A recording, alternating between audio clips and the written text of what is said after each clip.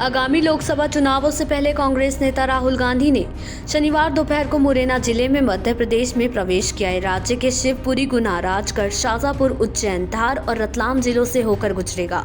यात्रा के दौरान कांग्रेस नेता राहुल गांधी ने रविवार को न्याय के महत्व पर जोर दिया और देश में व्याप्त अन्याय के लिए नफरत बढ़ाने को जिम्मेदार ठहराया।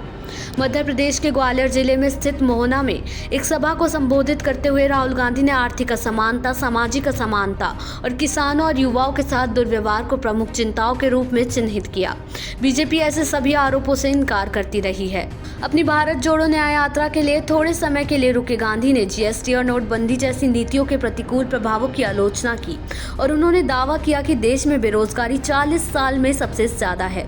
गांधी ने कहा कि जीएसटी और नोटबंदी ने अत्यधिक बेरोजगारी को बढ़ावा दिया है। अब बेरोजगारी दर पिछले 40 वर्षों में सबसे अधिक है। शिवपुरी में रोड शो के दौरान संबोधित करते हुए राहुल गांधी ने कहा कि वर्तमान में देश में धर्म को धर्म से और जाति को जाति से बांटा जा रहा है। ये देश मोहब्बत का है, मोहब्बत फैलती है और अन्याय को फैलाया जाता है।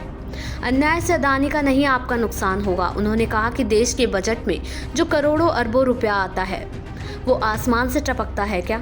जीएसटी से आता है। जीएसटी का डिजाइन ऐसा है कि जितना अमीर आदमी है उसे जीएसटी से उतना फायदा होता है और गरीब को उतना नुकसान। हम पिछड़े लोग हैं, हमें ये नाम दे रखा है, हम उसमें नहीं जाना चाहते। तो फिर मैं आपसे पूछूंगा, भैया प्राइवेट अस्पताल जो है जिसमें हिंदुस्तान का स्वास्थ्य बजट जाता है, उसमें आपके कितने? कोई नहीं। फिर मैं आपसे कहूंगा, भैया इलाज तो आप कराते हो। जब आपके परिवार में कोई किसी को दिल का दौरा पड़ता है, इलाज तो आप कराते हो, लाखों रुपए देते हो। जीएसटी भी आपकी, इलाज का पैसा भी आपका, जमीन भी आपकी, आयुष्मान कार्ड भी नहीं चलता।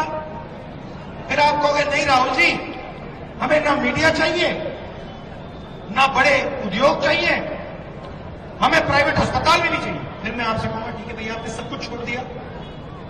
शिवपुरी में राहुल गांधी ने रोड शो के बाद सभा को संबोधित किया, जिसमें उन्होंने प्रधानमंत्री मोदी पर निशाना साधते हुए कहा कि पहले मोदी जी कहते थे कि मैं ओबीसी हूं, अब कहते हैं कि ओबीसी तो देश में है ही नहीं। देश में केवल गरीब हैं और अमीर हैं। देश का एक्सरे यानी जातिगत गणना नहीं हुआ। मान लेते हैं 50% ओबीसी, 15% दलित और 9% आदिवासी हैं। करीब 75% आबादी इनकी है। पैच इसमें माइनॉरिटी की बात नहीं की। ये 75% जीएसटी देता है, इसमें गरीब तक के लोग जोड़ देते हैं तो ये 90% हो गए। लेकिन मीडिया के मालिकों की लिस्ट निकालोगे तो 90% में से एक नाम ओबीसी, दलित या गरीब कास्ट का नहीं मिलेगा। साथ ही राहुल गांधी ने पुलिस वालों से पूछा, आपको पता है नई राइफल आई है?